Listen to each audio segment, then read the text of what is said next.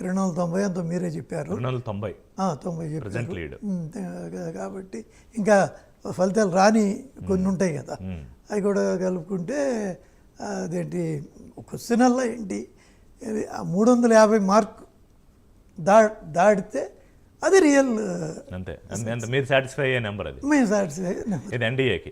ఎందుకంటే 14 కన్నా 19 పెరిగినాయి, 19 కన్నా 24 పెరిగినాయి అనే ఇది దీనికోసం. రైట్, సరే అది ఏమవుతుంది అనేది okay. Right, thank you Raghunath Babu garu సమయం కేటాయించారు. సో ఓవరాల్గా ఆంధ్రప్రదేశ్లో ప్రస్తుతానికి చూస్తున్న లీడ్స్ 16 వైఎస్ఆర్సీపీ ఆధిక్యంలో కొనసాగుతున్న పరిస్థితి కనిపిస్తోంది.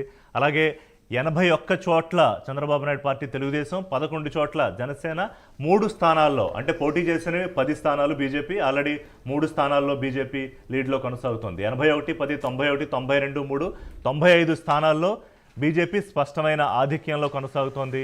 16 స్థానాల్లో మాత్రమే వైఎస్ఆర్సీపీ లీడ్ కొనసాగుతోంది. మరోవైపు ఇటు కొల్లు రవీంద్ర మాజీ మంత్రి, ఆయన ముందంజలో కనిపిస్తూ ఉన్నారు. మచిలీపట్నంలో ఆయన ముందంజలో కనిపిస్తూ ఉన్నారు. ఇక ఇందాక మనం చెప్పుకున్నట్టు నగరిలో కొంత రోజా వెనకబడి ఉన్నారు. అలాగే గన్నవరంలో తెలుగుదేశం పార్టీ అభ్యర్థి వెంకట్రావు ముందంజలో ఉన్నారు. ఇక ప్రధానమైన నియోజకవర్గాలు కుప్పం కానివ్వండి, పులివెందులు కానివ్వండి, లేకపోతే మంగళగిరి కానివ్వండి, ఇక్కడ లోకేష్, చంద్రబాబు నాయుడు, జగన్మోహన్ రెడ్డి వీళ్ళందరూ కూడా ముందంజలో కొనసాగుతున్న పరిస్థితి. ఇక ఎంపీ వచ్చేటప్పటికి ఆంధ్రప్రదేశ్లో తెలుగుదేశం పార్టీ 11 స్థానాల్లో లీడ్లో కొనసాగుతోంది.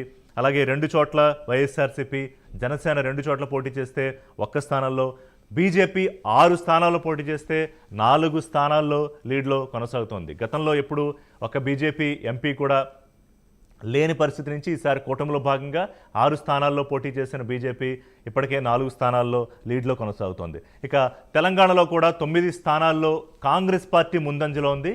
6 స్థానాల్లో బీజేపీ ముందంజలో కొనసాగుతోంది. ఎంఐఎం 1 స్థానంలో లీడ్లో ఉంటే ఇక బీఆర్ఎస్ ఇక లీడ్ రాలేదు. అంటే ఇక్కడ చాలా క్లియర్ ఫైట్ జరిగింది బీజేపీ వర్సెస్ కాంగ్రెస్ తెలంగాణలో.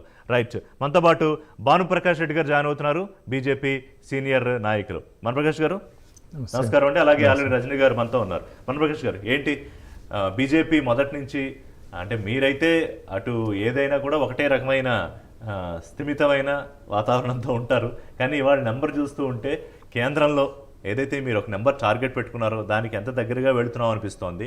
ముఖ్యంగా రాష్ట్రంలో చాలా క్లియర్గా డే 1 నుంచి బీజేపీ కూటమి, తెలుగుదేశం, జనసేన చాలా స్ట్రాంగ్గా చెప్తున్నారు. నాలాంటి వాళ్ళు కూడా ఎందుకు ఇంత ధీమాగా చెప్తున్నారు? వైఎస్ఆర్సీపీ ఎన్ని చేసింది, మరి 150 వస్తాయని ఎన్నికల తర్వాత కూడా జగన్మోహన్ రెడ్డి చెప్పారు.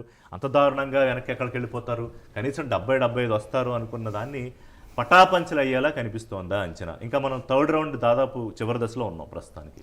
అంటే ఈ 5 సంవత్సరాల కాలంలో ఆంధ్రప్రదేశ్ ప్రజల్ని ఒక భయభ్రాంతులకు గురి చేసింది అధికార పార్టీ. ఒక భయంతో బ్రతికారు.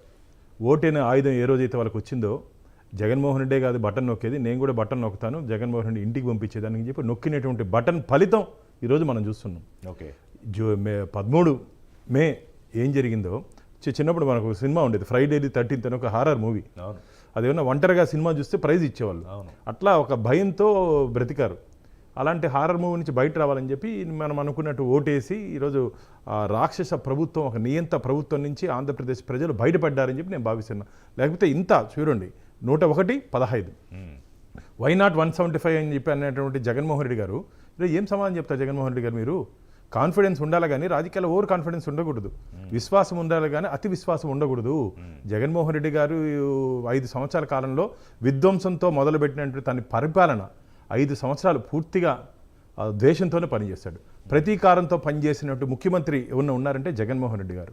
ప్రజల కోసం పనిచేయాల్సిన ముఖ్యమంత్రులు ప్రతీకారంతో పనిచేస్తే ఇదే ఫలితం. అంటే ప్రతీకారం మీ మీద, అంటే బీజేపీ మీద, మా మీద కాదండి, జనసేన మీద, పత్రికల మీద, ప్రజల మీద, ప్రతిపక్షాల మీద. ప్రజల మీద ఏ నాయకుడైనా మళ్ళీ తిరిగి అధికారంలోకి రావాలనుకున్నాడు ప్రజల మీద ప్రతీకార దృష్టితో పెట్టుకోడు.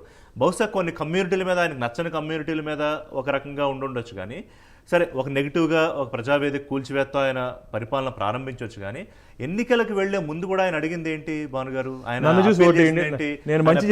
మీకోసం 120-130 సార్లు బటన్ నొక్కాను, నేను మీకు స్వచ్ఛందంగా మంచి చేశాననుకుంటేనే నాకు ఓటేండి అన్నాడు. అంత ధైర్యంగా అడిగాడు ఆయన ప్రజల్ని. బటన్ నొక్కినంత మాత్రాన అభివృద్ధి జరగలేదు కదా.